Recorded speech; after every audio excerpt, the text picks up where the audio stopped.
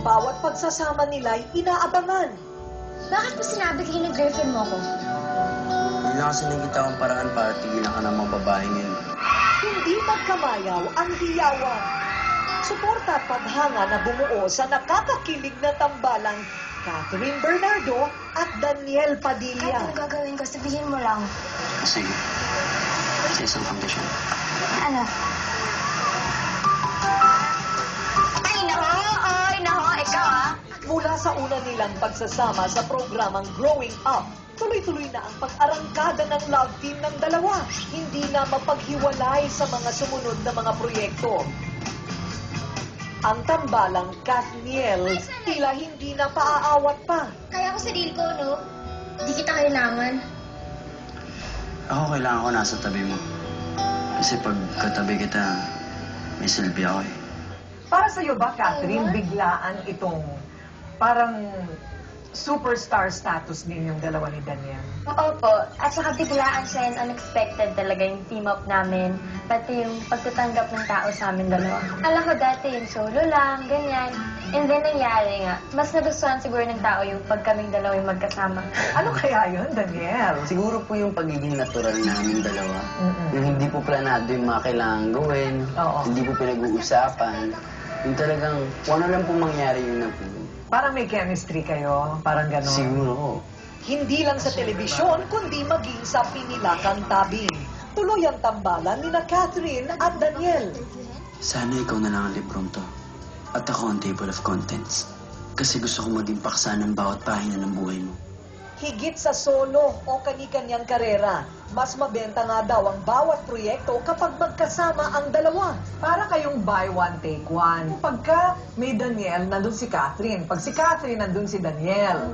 Hanggang kailan kaya itong pagsasama na ito? Alam namin na hindi naman siya forever, pero siguro yung Kathniel ngayon, siguro medyo matagal-tagal pa. Oo, no? Sino mga tumitili sa'yo? Sinong humahabol-habol sa'yo sa kalye? Pag nakikita ka, mga bagets ba ng mga kaibigan mo? Meron din po talaga yung mga bata, mga 5 to 4. Ayun! Yeah, meron po talaga mga bata. Meron nga mga 3 lang. Totoo! Yeah, talagang kahit ako parang, bakit may batang nagkilala sa akin? Oo. Nasa'yo na ang lahat. Shock ba kayo? Na gano'n siya kasikat? Oo. Medyo shock. Meron. Yeah, meron. Kasi nung nakikita ko yan ng bata, diba pag tulog, isa lang kita mo yung profile na mukha ng anak ko. Kasi my God, yung mararating tong anak ko. I think yung ikinagulat lang namin, yung bilis. Oo. Kaya sinasabi ko, anak, si Daniel, hindi porket anak ko, malayo siya dun sa katotohanan na lumaki ang ulo at ganyan. Kasi hanggang ngayon naman, kung ano yung kama niya, yung pa rin. Kung ano yung kwarto niya, yung pa rin. Hindi na nga siya magkasya dun sa double deck niya, nagreklamo. Kasi may mga bagay na ayokong baguhin to keep his feet on the ground. Nasa'yo na ang lahat. Sino ang fanbase mo? Mga bata din po. Mga bata din. Siguro mga 7 years old hanggang mga 12, Oo. yung mga grade school. Stay humble lang sila. Sana gawin nila lahat yung dapat gawin para ma-hold nila yung kanilang popularity ngayon.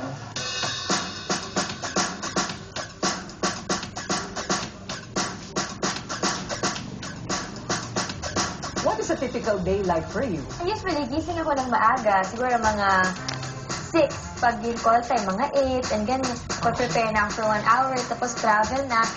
Whole day na yun sa taping. And kung maaga ma-pack up, uwi ako. Tapos matutulog ako.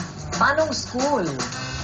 Hanggang 3rd year, tita, nag-regular schooling po ako. Pero ngayong 4th year, nag-homeschooling na ako. Homeschooling. Anong ginagawa mo para malibang ang sarili mo? Ayoko sa bahay lang. Gusto ko umaalis, nag-mall siguro, ikot-ikot ka doon. Kahit full day mo kalagay sa mall, okay lang. Totoo! Kasi feeling ko pag sa bahay lang ako, nabobored ako eh. Saka Talaga? parang nalulungkot ako.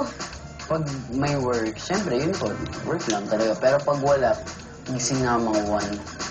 Tapos, text ko na yung mga kaibigan ko. Pumunta ko na sa bahay. Tapos doon na kami. Hindi kasi ako mahilig umalis po eh. Baligtad. Ikaw naman, gusto mo sa bahay ka, pero nandun ang friends mo. Yeah. Doon na kami lahat sa bahay. Kasi At ano naman ang ginagawa niyo sa bahay niyo? doon po kami bonding talagang Kung minsan practice po ng tugtog, o kaya kung di man tugtog, nag-PlayStation. Ngayong Marso, muling pakikiligin ng tambalang Kathniel ang kanilang mga tagahanga sa nalalapit na pagpapalabas ng pinakabago nilang pelikula, ang Must Be Love. Okay naman pala magbago. Pero, bakit parang hirap? Parang bawal. Gaya ng iba't ibang papel na binigyang buhay nila noon hanggang sa mga karakter na ginagampanan nila ngayon, hindi daw isinasantabi ng dalawa ang posibilidad na magkamabutihan din sa totoong buhay. Oo, mahal kita. Oo, gusto kita. Noon pa. Ba't yun? Ano? Sasabihin mo rin ba na mahal mo ako? Siguro.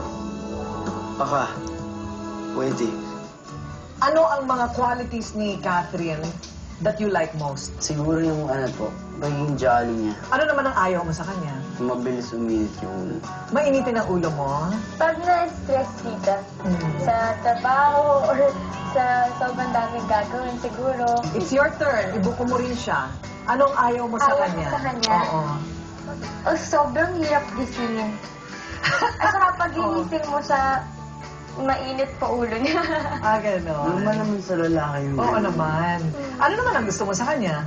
Maalaga po. Ano, nanliligaw ka na ba? Hindi pa po Wala ka- pwede. Hindi pa pwede? Hindi pa. Pero pag siyempre pwede na, bakit kung hindi? Ganon. Sino naman nagbabawal sa'yo? Mami niya po, ang airpods niya, bawal pa tanong. Ibig mo sabihin, sumusubo ka, ayaw ng nanay tatay niya. Siyempre, respeto po yun sa... Respeto sa mga magulang niya. Hindi naman kayong dalawa talagang nagde-date. Nag-date din po minsan. Nagde-date din kayong dalawa? Siguro date lang po yung tao, maalis lang po. Nagugulat si Catherine sa'yo. Ay, yeah! Nagugulat? Kasi dito, di ba yung sabihin date, di ba, para sa ibang movie sila, and then ganun naman ginagawa namin minsan pag Oo. free time. Kung meron kang gustong iwan na message for the kids, so ano ba ang maipapayo mo sa kanila? Yung pagiging ikaw, di ba? Hindi kayo sumusunod kung anong uso. Gumawa ka ng sarili mong trend. Ano naman ang iyong payo sa kabataan? Siguro kung may gusto ka, for example, may dream kang isang bagay, work hard for it dahil ma-achieve mo yun kung ibigay mo talaga lahat ng gusto mo.